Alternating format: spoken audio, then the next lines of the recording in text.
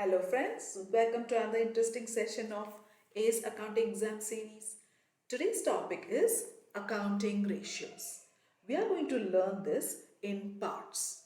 So we will start by solving the previous year examination questions. So let's start. The first question that we are going to deal with is calculate revenue from operations of BN Limited from the following information.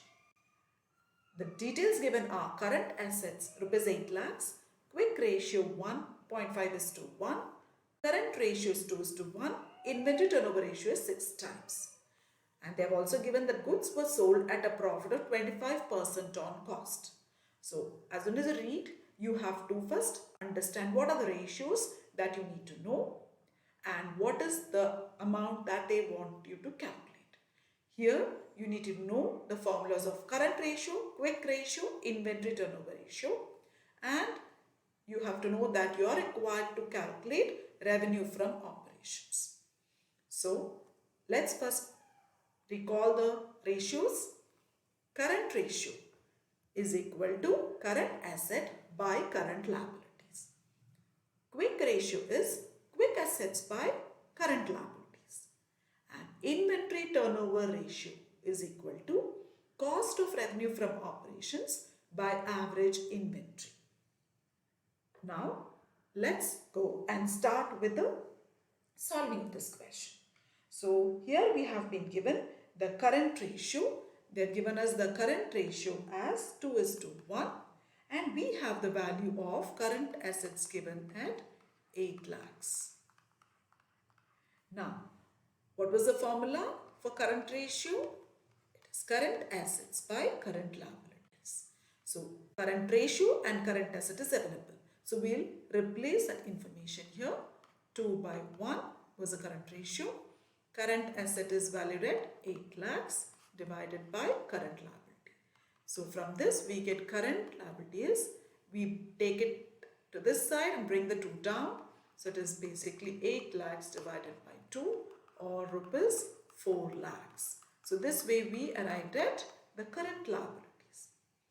The next formula that I told you that you have to recall is the quick ratio. The quick ratio was quick asset by current liabilities. Now here the quick ratio has been given in the question and current liabilities we just ascertained. So let us substitute that. The quick ratio was given at 1.5 is to 1. This was given to us. So 1.5 is to 1 is equal to quick asset is what is to be ascertained and we'll replace the current liability with the amount that we have got. So what is quick asset? 4 lakh into 1.5. So that gives us a quick asset of 6 lakhs. So now having ascertained the quick asset, let us find out the value of inventory. The other formula that you need to know is that inventory is nothing but the difference between the current asset and quick asset. Basic difference between current asset and quick asset is when you remove from the current asset inventory and prepaid expenses, you get quick asset. So here we have just inventory to find out. So we take current asset given 8 lakhs. Quick asset we just found out here 6 lakhs. So we have rupees 2 lakh as a value of inventory. Now the third formula was the inventory turnover ratio.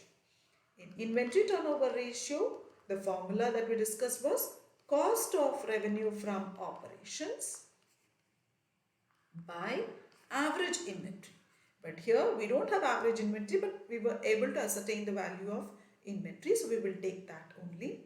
And they have given us that inventory turnover ratio in the question is 6 times. So let us replace that.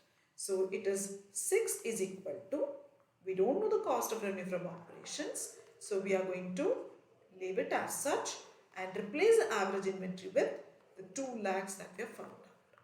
So we get cost of revenue from operations as 2 lakh into 6 rupees 12 lakhs. So we got the cost of revenue from operation. As we move further, last sentence, They had said goods were sold. Goods sold at a profit of 25% on cost. So this tells us that to the cost, gross profit added was 25%. And what is that we had to ascertain? Revenue from operations. What is the formula to calculate revenue from operation if cost of revenue from operation is available? It is cost of revenue from operations plus the gross profit. So here we just ascertain the cost of revenue from operation as 12 lakhs. To that we add the gross profit, which is 25% on cost, means on 12 lakh 25%. So that is 1/4. So that comes to 3 lakh. So the revenue from operations that was required to be calculated is 12 lakh plus 3 lakh rupees 15 lakh. So this is a type of question which appeared in 2019 for 2 marks. So I hope it is clear how we went about. Systematically we solved. First understood the data given. We understood the formulas that we had to recall.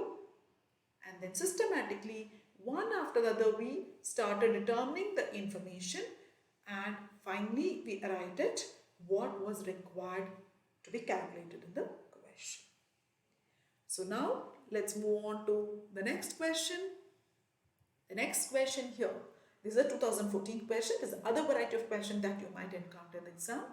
That is, where they're given the quick ratio of a company is 1.5:1. They have asked you to state with reason which of the following transaction would increase, decrease, or not change the ratio. There are two situations given, and this was a 2-marker question, 1 mark for each. So they said paid rent rupees 3,000 in advance.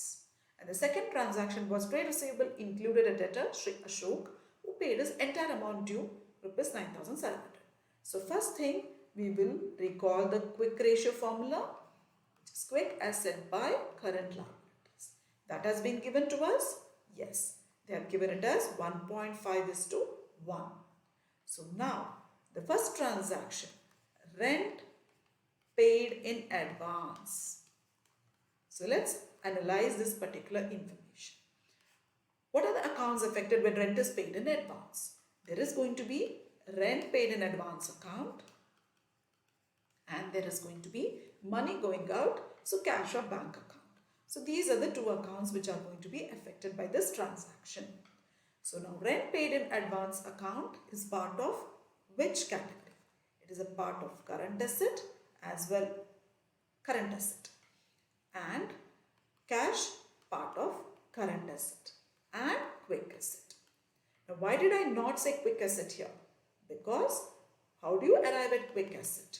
From the current asset, we remove off the total of inventories and prepaid expenses, because inventories take time to be sold off and realized in cash, and prepaid expenses cannot be realized back. It is paid in advance, you will only be able to avail that facility. Like if you pay rent in advance, you will be allowed to occupy the property for the period you have paid the rent. They will not repay the back the amount. So that is why we eliminate these two to arrive at quick assets. So rest of the assets are immediately possible to liquidate into cash.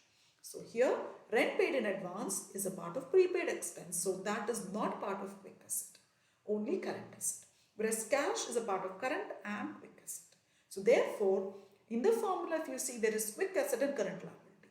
So only cash is the part which affects our ratio here. So now what is the effect? Now when rent is being paid in advance, cash is going down, which means quick asset is going down. When the numerator of the formula goes down, what happens to the ratio? When the numerator shrinks, it would shrink the ratio as well. Therefore, you say that when rent is paid in advance,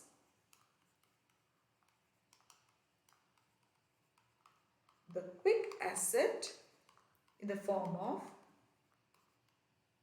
cash decreases, leading to decrease in quick asset and leads to decrease in quick ratio.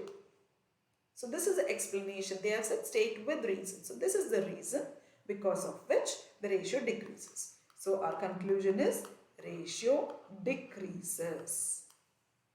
I hope it is clear now. Now let's move on to the next. The next one is trade receivable included a debtor Sri Ashok who paid his entire amount due.